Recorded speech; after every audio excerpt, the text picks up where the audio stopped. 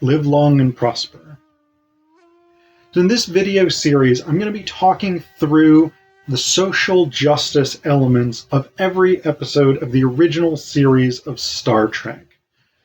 The thing that inspired this project was actually a Fox News article which argued that Star Trek has in some way betrayed its traditional commitment to sort of political neutrality or middle ground by embracing progressive politics.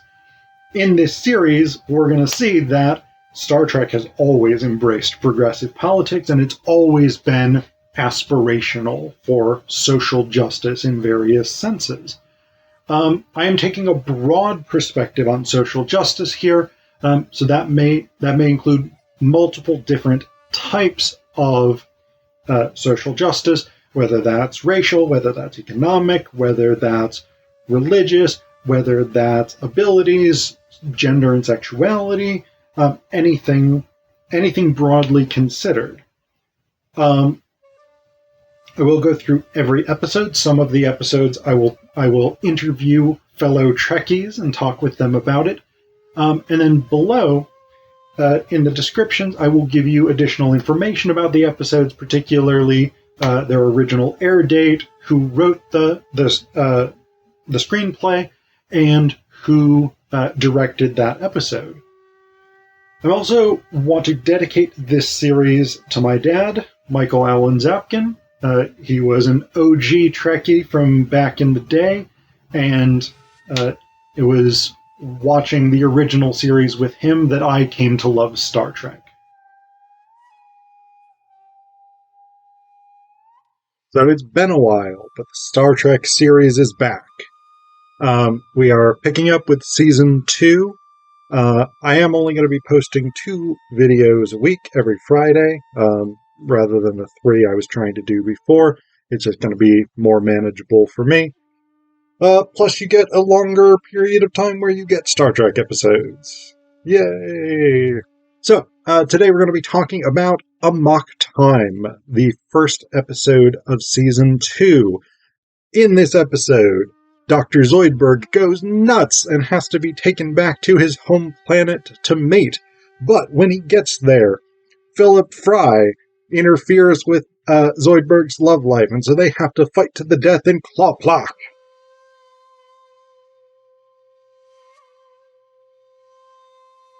Nope.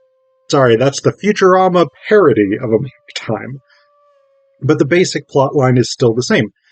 In Amok Time, Spock starts out really, really angsty, moody, aggressive, etc., which are, of course, uncharacteristic of Vulcans, who are typically emotionless, logical, rational, etc., etc.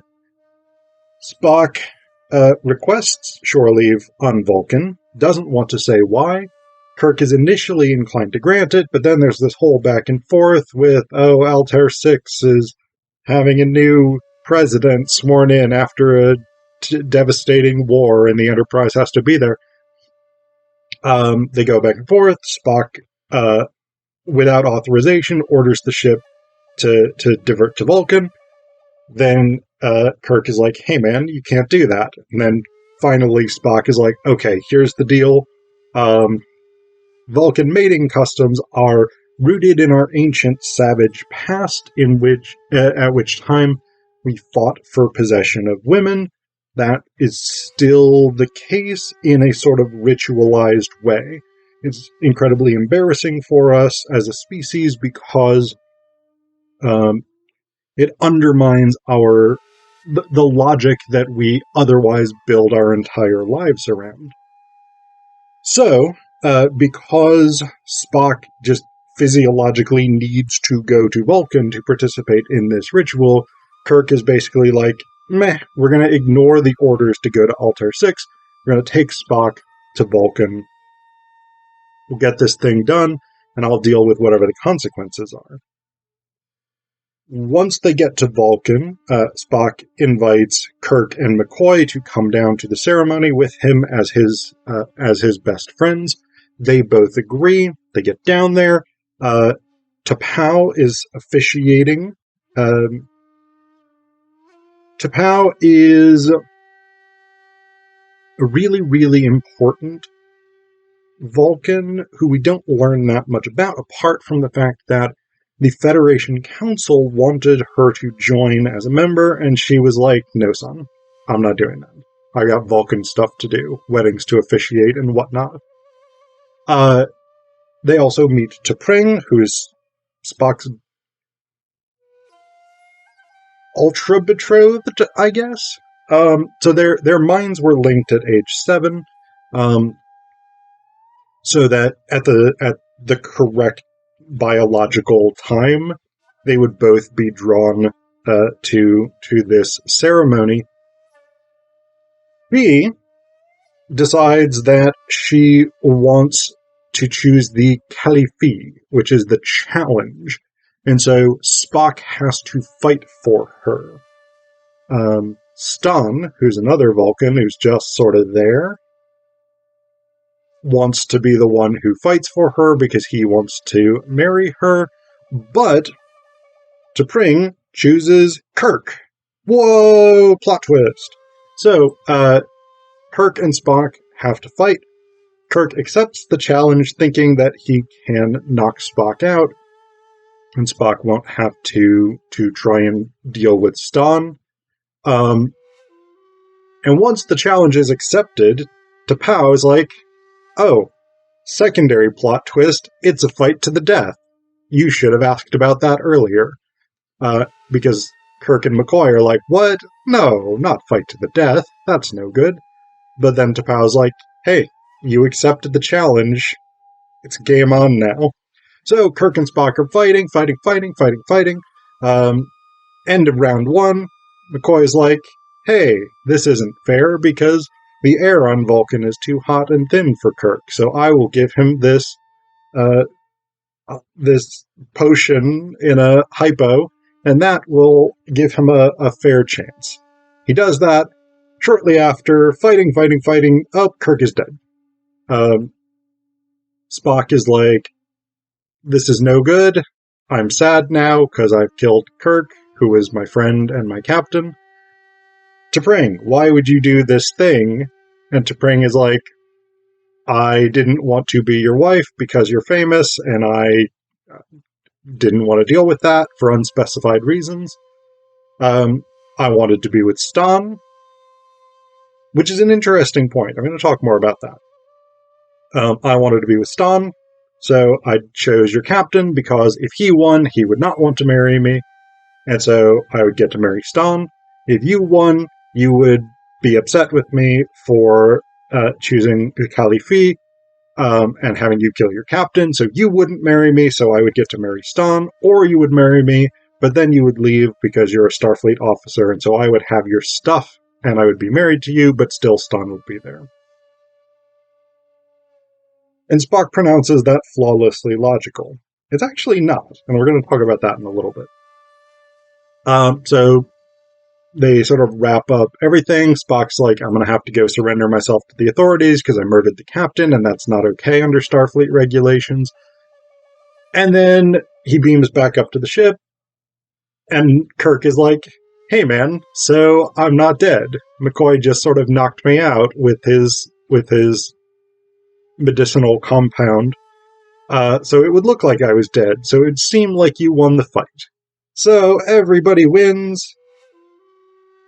except in that Spock is still single, I guess. So let's talk about some of the social justice elements here. Probably the biggest of the social justice elements is the fact that T'Pring is set up as a possession. T'Pau mentions this. She asks if T'Pring is ready to become the property of the victor in this fight. There's several other instances in which she's talked about as property or possession or something like this. Yes, this is a ritualized context. Yes, the contemporary standard marriage ceremony in a lot of Christian denominations still has language suggesting ownership of a woman, etc., etc. So there are these contexts that make it a little more comprehensible, but still problematic. I mean, she is a person. She is her own independent existential being, capable of making her own choices, and so the framing of her as property is remarkably problematic, particularly since, I don't know, it's hard to read Vulcan culture from the original series. To the extent that they are a logical civilization, and T'Pau is a woman, one of the most important officials, I guess, the implication, I think, would be that this is a gender-equitable society. And yet, the marriage ceremony is rooted around the idea of men fighting over women as property. And then actually later, when we meet Spock's parents, Spock's dad is somewhat domineering over his wife, but it's hard to tell whether that's sort of representative of a general patriarchal component of Vulcan culture, or whether that's just he seems to have that kind of personality in general, because he treats Spock in a similar way, and to a lesser extent treats other people around him that way. So, there's those elements of it. I think that's the most overt, real social justice-oriented element, is that this ritual that the Vulcans themselves acknowledge is primeval, is rooted in their ancient, problematic, violent psyche, that this is oriented around ownership of people, ownership of women specifically. So we have that problematic gender element here. Another element that I think is less clearly social justice oriented, but is a problem for the episode, is the idea of logic playing out here. I mean, so on the one hand, Spock says that the choice of mates for Vulcans is not a logical process. He actually, the dialogue goes like this. Spock says to Kirk, "Have you ever wondered how Vulcans choose their mates?" Kirk says, "I guess the rest of us just assumed it was done very logically." And Spock says, "No, it isn't." So that this is the sort of core idea here, and he talks about, like, this strips our minds from us, this time destroys our logic, all of this stuff. T'Pring has a logical plan. So, I mean, again, this is an interesting bit. Like, the idea of how do we choose our mates? How do we choose the people that we want to be with romantically, sexually, in terms of getting married, etc., is definitely a complicated question for human beings as well. It's an interesting thing in terms of the Vulcans, because, again, we have this whole framework set up saying this is illogical, but Spock and T'Pring were betrothed at age 7 by their parents. How did their parents make that decision? Presumably their parents weren't like, "Oh, I'm going into the blood fever," which the Plachto, which Spock experiences for the fight. Like, presumably their parents were not, like, stripped of their logic to make this betrothal. Presumably that was somehow done logically. And so Spock and T'Pring don't really have much choice in it, as far as we can tell. Like, it's not an issue of, like, Spock has to go and, like, ask for T'Pring's hand. Like, they are betrothed by their parents, and there is an innate physiological, biological drive there. But at the same time, T'Pring seems to overcome that fairly easily and just be like, I'd rather have Stan.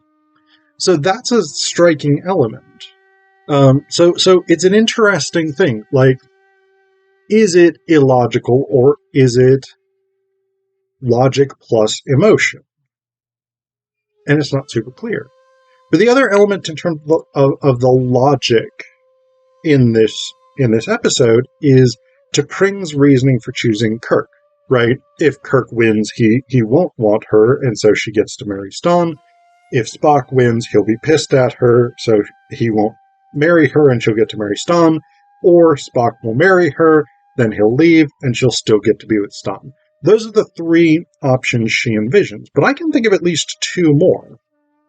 One, Kirk might say, hey, I just won a fight and I killed my best friend, but I'm Captain Kirk, so sexy alien lovemaking time.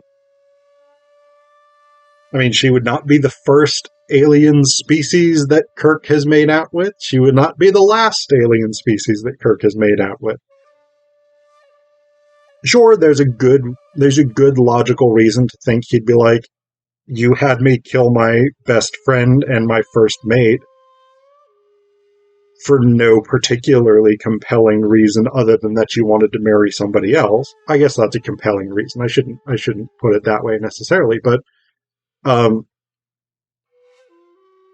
nonetheless, there's that element of, yeah, it makes sense. But it's also quite possible that Kirk would say, hey, I'm Captain Kirk. Sleeping with aliens is what I do. Let's get married. Although he would probably also still leave. I don't know. Maybe he'd take her on the ship with him. Maybe Spock would have taken her on the ship with him. Okay, so there's three alternatives here. Maybe Spock wins the fight, gets married to her, and then he's like, hey, T'Pring, guess what? You're coming on the ship with me. Then she doesn't get stung. So there's a problem. Or the other one that I was thinking, maybe Spock gets married to her, and then he's like, family seems like a good thing. I should stay on Vulcan and do Vulcan stuff. Be part of the Vulcan Science Council or whatever it is.